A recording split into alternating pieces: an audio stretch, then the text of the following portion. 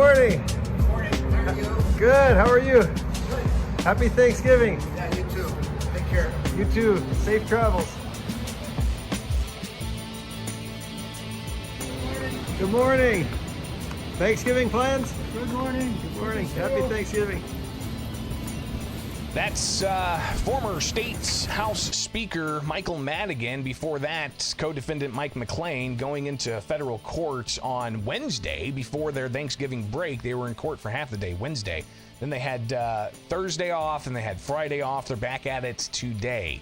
But last week, they released some undercover video that is extremely compelling in their examination of the testimony from cooperating witness, former Chicago Alderman Daniel Solis, where they really opened up some things here, including former House Speaker Michael Madigan asking for favors and also explaining what he's going to tell Pritzker about high-paying boards and commissions.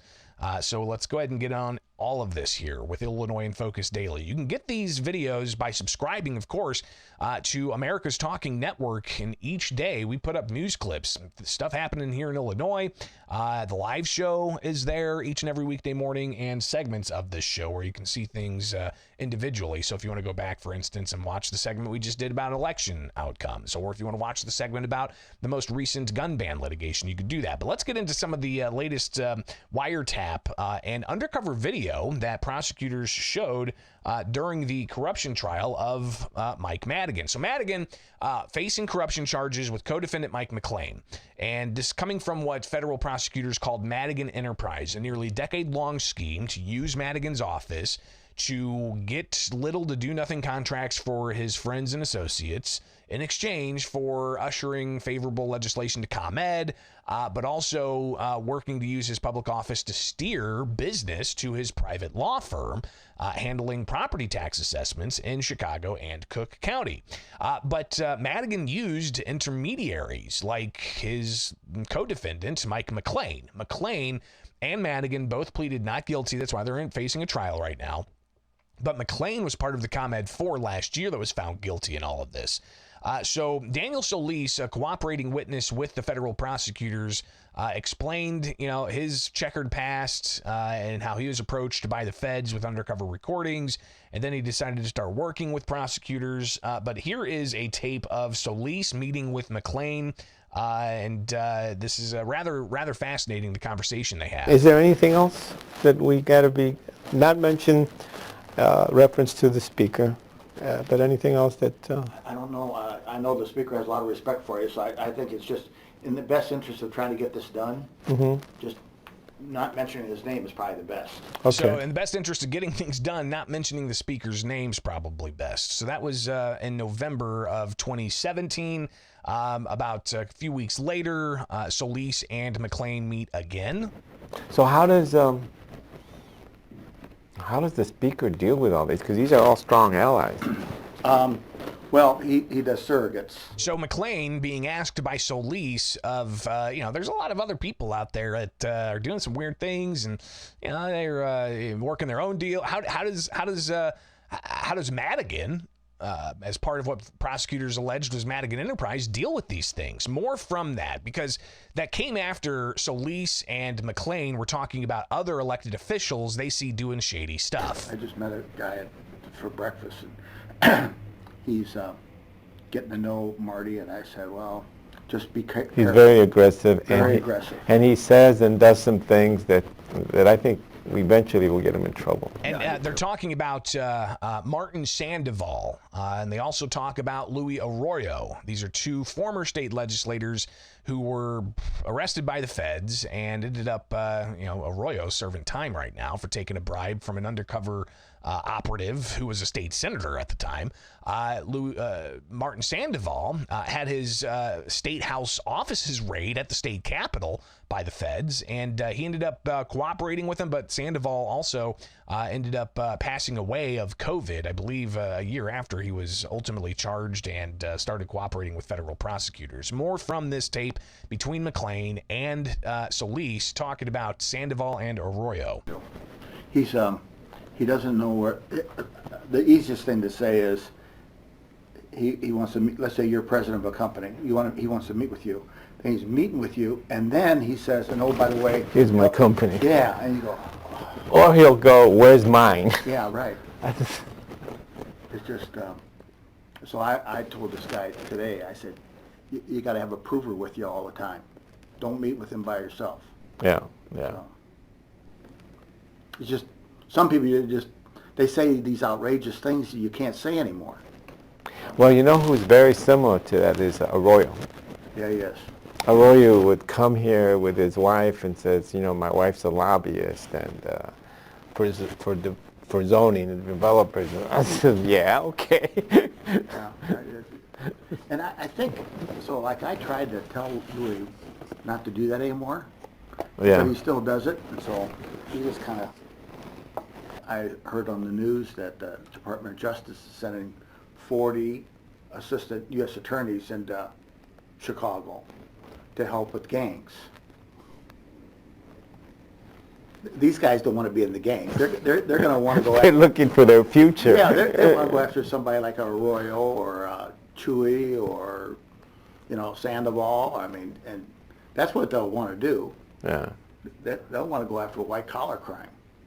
I'm a little bit. I'm surprised that nothing's happened with them before. Yeah, because they're too blatant. Says the guy who's working with federal prosecutors, has an undercover camera capturing that conversation.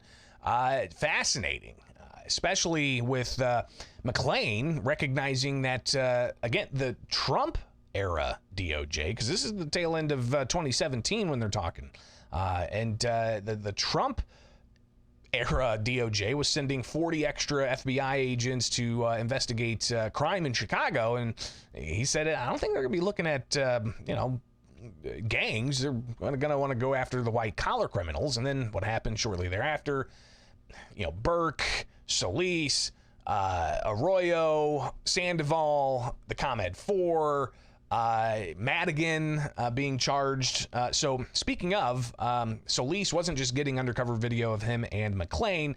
Solis was also getting undercover video of him and Madigan. And ultimately, they had hundreds of recordings that they've played so far, including phone call conversations. But the video's compelling because you see Madigan right there. And in this video, he asks for a favor. If anything else you're interested, just let me know. There's one thing you can do. Okay.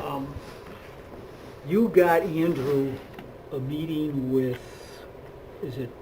The Resurrection Project, yes. And after the meeting, you and Andrew tried to follow up. We had it in my office, yeah. Never got return calls. I'll talk to him. Just ask him, give Andrew something. Mm-hmm. Give him a chance to show what he can do. Andrew is Madigan's son, selling insurance products. Again, Madigan leaning into a Chicago Alderman, saying, there's one thing you can do. You met with this group with my son Andrew. They never called, never got his. So see what you can do to make that happen. All right. I've helped you in the past. I'm going to continue to help you. And you've been very good to me. And I'm going to help you. Don't worry about it. Okay? These are the two things you're interested in. Yes. Okay, fine. Yes. Just leave it in my hands.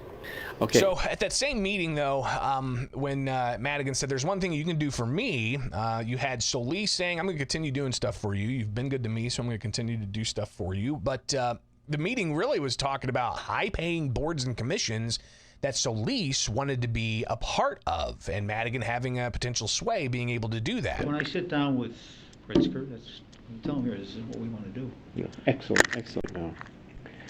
But I've got good news. Okay. And they go on to talk a lot about developments and good news here for that, and going to steer business to Madigan. And then they talk about the expensive taxpayer-funded boards and commissions that Solis eyed from a list and the salaries they get. And he says he wants one in particular. That's, 6 figures? The election's coming, and that board, that Commerce Board, would really be it. Yeah. You can. Now you're gonna run again. aren't you? I'm going to run again and stay 2 years. Yeah. But last time I spoke to you, sometimes they hold people for a while. Yeah. Until. No, I've got it in my notes. Okay, good. When I sit down with Pritzker, tell him here, this is what we want to do. Yeah, excellent. So again, Madigan saying, hey, yeah, sit down with Pritzker and tell him this is what we want to do with this board and see.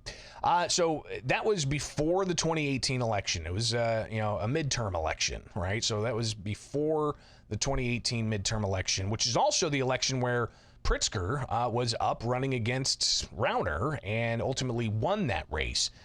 So that was before the election. After the election, Solis meets with Madigan again, and he's got 3 things he needs to tell him, and in particular. But Madigan, again, at the tail end of the conversation, talking about how he's going to sit down with Pritzker and tell him what's up with these boards and commissions. I want to let Pritzker know what's coming. Yeah. See? Yeah. Now, that doesn't have to be in writing. I can just verbally tell him, look, as we go on with these boards and commissions, And it goes on and talks about that. So let's get here now in this particular tape, which is November 23rd of 2018, again, after the midterm election in 2018. Solis, Chicago Alderman, facing the municipal elections months after the fact, saying, you know what, I know I said I was going to run again, but Number one is he's not going to run again. He also updated him on some of the other development situations. So, one of the developments was not coming together that they had talked about previously. But again, he told Madigan, I'm not running for a re-election. second, and I think you might be a little surprised on this, I've decided not to run. Okay, that was my second thought when I was looking at your name on the schedule, because I said, well, he may be coming to ask to help in his election, or since he didn't file on day one. Yeah, but Well, I'm not surprised. well, the mayor retiring, that also. And what am I doing? It's going to be a very interesting, to say the least, city council next year. Yeah, that's my view of it. Right. I I have this thought. Under the law, the council is stronger than the mayor. Under the Oh law. yeah, and theoretically, I think that's what's gonna Yeah, happen. that's what I'm saying. That's what I'm seeing and thinking. I'm telling Chewy, even though you're going to be in Congress, I think you're going to have a lot of influence because everybody wants to be a progressive. Line up to them. Yeah, right. Progressives, Latino caucus. I tell people, I say, listen, I like Shuey, but a progressive, I'm not so sure. I'm the same way. I don't know if you know the guy that ran his campaign, Manny Perez, young kid, went to Princeton. I was with Manny. I says, Manny, what's a progressive? And he goes, I don't know.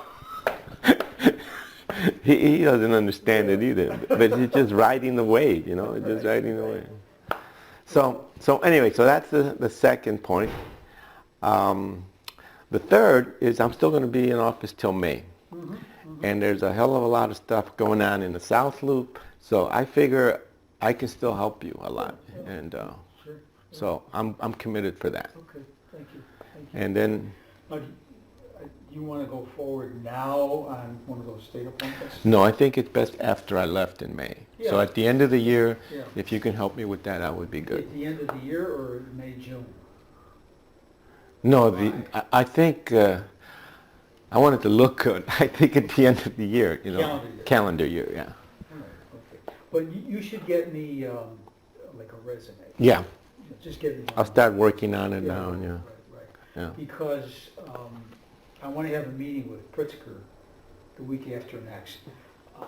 I was going to ask you about that, because we're setting up meeting. I'm working with the Chewy, George, Rick group.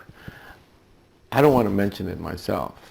Unless he and I were alone, I would. But with the group, I don't want to mention it. So I want to get your thoughts on that. Well, I want to let Pritzker know what's coming. Yeah. See? Yeah. Now, that doesn't have to be in writing. I can just verbally tell him, look, as we go on with these boards and commissions, and I'll monitor what goes on with the boards and commissions. Okay. We're doing that already. Okay. We're sending names over. And I'll ID certain, there's less than 10, maybe less than 5.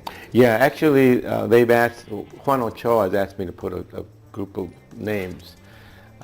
My daughter is a regional park supervisor, and there's 3 regions. Because the mayor's not going to be there anymore, I'm going to give her name to Pritzker too, to Juan Ochoa to give to her. Okay. You should give it to me too. Okay.